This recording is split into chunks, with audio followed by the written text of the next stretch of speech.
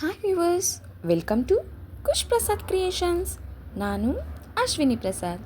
ಇವತ್ತು capsicum rice ಹೇಗೆ ಮಾಡೋದು ಅಂತ ತೋರಿಸ್ಕೊಡ್ತಾ ಇದ್ದೀನಿ. ನೀವಿನ್ನೂ ಯಾರಾದರೂ ಫಸ್ಟ್ ಟೈಮ್ ನನ್ನ ಚಾನಲ್ನ ನೋಡ್ತಿದ್ರೆ ಪ್ಲೀಸ್ ಸಬ್ಸ್ಕ್ರೈಬ್ ಮಾಡ್ಕೊಳ್ಳಿ, ಬೆಲ್ ಐಕಾನ್ ಪ್ರೆಸ್ ಮಾಡಿ. ಮಾರ್ನಿಂಗ್ ಬ್ರೇಕ್ಫಾಸ್ಟ್ಗೆ ಅಥವಾ ಡಿನ್ನರ್ಗೆ ಈಸಿಯಾಗಿ ಮಾಡ್ಕೊಳ್ಳೋಂತಹ ಕ್ಯಾಪ್ಸಿಕಮ್ ರೈಸ್ ಹೇಗೆ ಮಾಡೋದು ನೋಡೋಣ. ಈಗ ಒಂದು ಪ್ಯಾನ್ ಇಟ್ಕೊಂಡು ಅದಕ್ಕೆ 2 ಸ್ಪೂನ್ ಆಯಿಲ್ ಹಾಕಿ, ಈಗ ಸ್ವಲ್ಪ ಬೆಳ್ಳುಳ್ಳಿ, ಸ್ವಲ್ಪ ಶುಂಠಿ ಇವೆರಡೂ ಎಣ್ಣೆಯಲ್ಲಿ ಚೆನ್ನಾಗಿ ಫ್ರೈ ಮಾಡ್ಕೊಬೇಕು. ಒಂದು 4 to 5 ಮಿನಿಟ್ಸ್ ಹಸಿ ವಾಸನೆ ಎಲ್ಲ ಹೋಗಬೇಕು. ಚೆನ್ನಾಗಿ ಇದನ್ನು ಫ್ರೈ ಮಾಡ್ಕೋಬೇಕು. ನೋಡಿ, ಈಗ ಚೆನ್ನಾಗಿ ಫ್ರೈ ಆದಮೇಲೆ ಧನಿಯಾ, ಚಕ್ಕೆ, ಲವಂಗ, ಸೋಂಪು, ಮೆಣಸು ಇವಿಷ್ಟನ್ನು ಹಾಕಿ ಚೆನ್ನಾಗಿ ಆಯಿಲಲ್ಲಿ ಫ್ರೈ ಮಾಡ್ಕೋಬೇಕು. ಈಗ ಅದಕ್ಕೆ ಬ್ಯಾಡಗಿ ಮೆಣಸಿನ್ಕಾಯಿ, ಸ್ವಲ್ಪ ಜೀರಿಗೆ, ಸ್ವಲ್ಪ ಖಾರಕ್ಕೆ ಎಷ್ಟು ಬೇಕೋ ಅಷ್ಟು ಒಣಮೆಣಸಿನ್ಕಾಯಿ, ಅಥವಾ ನೀವು ಖಾರದ ಪುಡಿನ ಡೈರೆಕ್ಟು ಮಿಕ್ಸಿಗೆ ಹಾಕ್ಕೋಬೋದು. ಈಗ ಇದನ್ನಷ್ಟನ್ನು ಚೆನ್ನಾಗಿ ಎಣ್ಣೆಯಲ್ಲಿ ಫ್ರೈ ಮಾಡ್ಕೋಬೇಕು. ಬಣ್ಣ ಬದಲಾದ್ಮೇಲೆ ಇದಕ್ಕೆ ಸ್ವಲ್ಪ ತೆಂಗಿನಕಾಯಿನ ನಾನಿಲ್ಲಿ ಕಟ್ ಮಾಡಿ ಸೇರಿಸ್ಕೊಳ್ತಾ ಇದ್ದೀನಿ. ನೀವು ಬೇಕು ಅಂದರೆ ತುರಿದು ಸಹ ಹಾಕ್ಕೋಬೋದು. ಎಣ್ಣೆಯಲ್ಲಿ ಹಸಿ ವಾಸನೆ ಹೋಗಬೇಕು, ಅಲ್ಲಿವರೆಗೂ ಮೀಡಿಯಮ್ ಉರಿಯಲ್ಲಿಟ್ಟು ಇದನ್ನು ಚೆನ್ನಾಗಿ ಫ್ರೈ ಮಾಡ್ಕೋಬೇಕು. ಈಗ ಇದು ಆಗಿದೆ, ಸೈಡ್ಗೆ ತಣ್ಣಗಾಗಲಿಕ್ಕಿಟ್ಟು ಮಿಕ್ಸಿಗೆ ಹಾಕ್ಕೊಳ್ಳೋಣ. ಈಗ ಒಂದು ಕುಕ್ಕರ್ನ ಇಟ್ಟು ಸ್ವಲ್ಪ ಎಣ್ಣೆ ಹಾಕ್ಕೊಂಡಿದ್ದೀನಿ. ಅದಕ್ಕೆ ಜೀರಿಗೆ, ಪಲಾವ್ ಎಲೆ, ಕಲ್ಲು ಹೂವು, ಕಸ್ತೂರಿ ಮೇಥಿ, ಚಕ್ಕೆ, ಲವಂಗ. ಏಕೆಂದರೆ ನಾವು ಆಲ್ರೆಡಿ ರುಬ್ಲಿಕ್ಕೂ ಹಾಕಿರೋದ್ರಿಂದ ಇಲ್ಲಿ ಸ್ವಲ್ಪ ಕ್ವಾಂಟಿಟಿ ಅನ್ನೋದು ಸ್ವಲ್ಪ ಕಮ್ಮಿ ಹಾಕ್ಕೊಂಡಿದ್ದೀನಿ. ಇದಿಷ್ಟನ್ನು ಚೆನ್ನಾಗಿ ಫ್ರೈ ಮಾಡ್ಕೋಬೇಕು. ಈಗ ಇದಕ್ಕೆ ಈರುಳ್ಳಿನ ಹಾಕ್ಕೊಳ್ತಾ ಇದ್ದೀನಿ. ಈರುಳ್ಳಿನ ಹಾಕ್ಕೊಂಡು ಚೆನ್ನಾಗಿ ಹಸಿ ವಾಸನೆ ಹೋಗುವವರೆಗೂ ಫ್ರೈ ಮಾಡ್ಕೋಬೇಕು. ನೀವಿನ್ನೂ ಯಾರಾದರೂ ಫಸ್ಟ್ ಟೈಮ್ ನನ್ನ ಚಾನಲ್ನ ನೋಡ್ತಿದ್ರಿ ಪ್ಲೀಸ್ ಸಬ್ಸ್ಕ್ರೈಬ್ ಮಾಡ್ಕೊಳ್ಳಿ, ಬೆಲ್ ಐಕಾನ್ ಪ್ರೆಸ್ ಮಾಡಿ.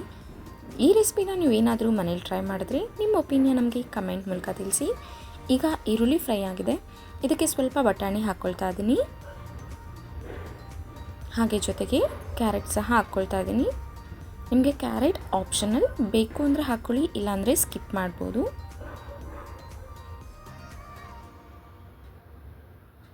ಈಗ ಇದನ್ನು ಎಣ್ಣೆಯಲ್ಲಿ ಚೆನ್ನಾಗಿ ಫ್ರೈ ಮಾಡ್ಕೋಬೇಕು.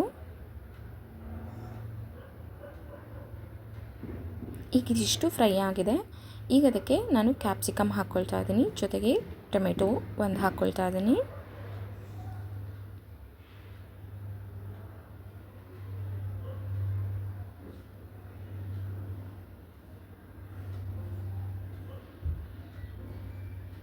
ಚೆನ್ನಾಗಿ ಕಲಿಸ್ಕೊಂಡ ನಂತರ ಈಗ ಇದಕ್ಕೆ ಎಷ್ಟು ಬೇಕೋ ಅಷ್ಟು ಉಪ್ಪನ್ನ ಸೇರಿಸ್ಕೋಬೇಕು.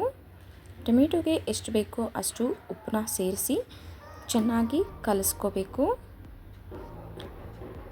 ಟೊಮೆಟೊಗೆ ಉಪ್ಪು ಹಾಕೋದ್ರಿಂದ ಬೇಗ ಬೇಯುತ್ತೆ, ಅದಕ್ಕೋಸ್ಕರ ಈಗ ಸ್ವಲ್ಪ ಟೊಮೆಟೊ ಬೇಯಲಿಕ್ಕೆ ಮಾತ್ರ ಎಷ್ಟು ಬೇಕೋ ಅಷ್ಟು ಮಾತ್ರ ಉಪ್ಪನ್ನ ಹಾಕಿ ಕಲಿಸ್ಕೊಳ್ತಾ ಇದ್ದೀನಿ.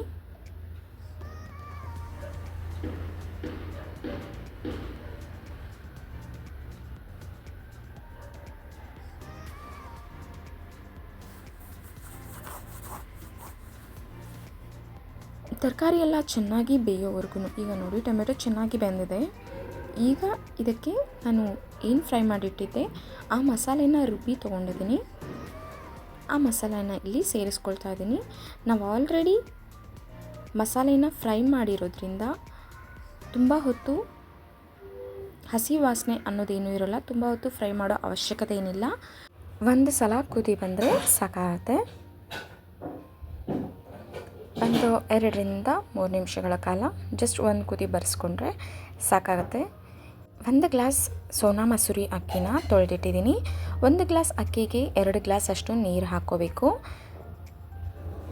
ಇಲ್ಲಿ ನಾನು ಮಿಕ್ಸಿ ಜಾರಿಗೇ ಸ್ವಲ್ಪ ನೀರನ್ನ ಹಾಕ್ಕೊಂಡು ಸೇರಿಸ್ಕೊಳ್ತಾ ಇದ್ದೀನಿ. ಈಗ ನಾನು ಏನು 1 ಗ್ಲಾಸ್ ಅಕ್ಕಿನ ನೆನೆಸ್ಕೊಂಡಿದ್ದೆ ಅದನ್ನು ಇಲ್ಲಿ ಸೇರಿಸ್ಕೋಬೇಕು. ನಂತರ ಅದಕ್ಕೆ ಸ್ವಲ್ಪ ಕೊತ್ತಂಬರಿ ಸೊಪ್ಪು ಇದಿಷ್ಟನ್ನು ಹಾಕಿ ಚೆನ್ನಾಗಿ ಕಲಿಸ್ಕೋಬೇಕು. ಈಗ ರುಚಿಗೆ ತಕ್ಕಷ್ಟು ಉಪ್ಪು, ನಾವು ಆಲ್ರೆಡಿ ಟೊಮೆಟೊ ಬೇಯಲಿಕ್ಕೆ ಮಾತ್ರನೇ ಹಾಕಿದ್ವಿ ಉಪ್ಪನ್ನ.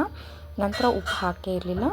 ಈಗ ಎಷ್ಟು ಬೇಕೋ ಅಷ್ಟು ಉಪ್ಪನ್ನ ನೋಡಿಕೊಂಡು ರುಚಿಗೆ ತಕ್ಕಷ್ಟು ಇಲ್ಲಿ ಉಪ್ಪನ್ನ ಸೇರಿಸ್ಕೊಳ್ತಾ ಇದ್ದೀನಿ. ಜೊತೆಗೆ ಸ್ವಲ್ಪ ಮೊಸರನ್ನ ಹಾಕ್ಕೊಳ್ತಾ ಇದ್ದೀನಿ.